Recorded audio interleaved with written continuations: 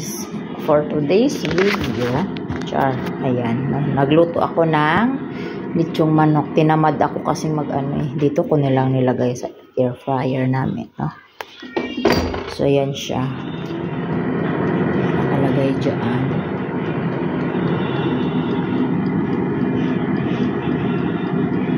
So ginagawa ko nun guys, chine-check ko siya kasi minarinate ko naman yan. Ayan, may sabaw na siya. Parang may na siya dyan.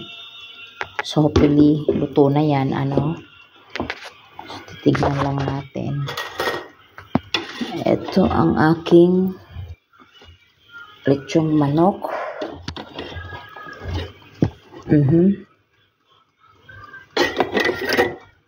Ayan siya.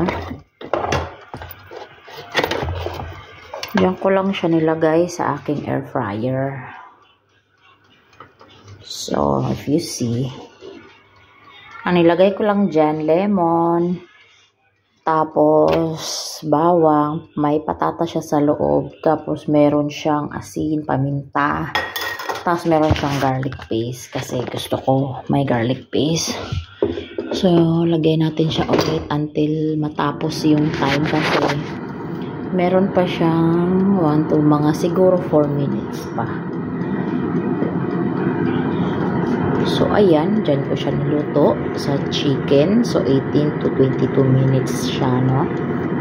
Ayan. 18 to 20 minutes siya. So, dito na lang yan dahil parang luto na ata kasi dapat 2 green. So, dahil luto na, ito na lang. O, ayan siya, oh. Ganyan siya dapat. So anyways, thank you for watching guys, no?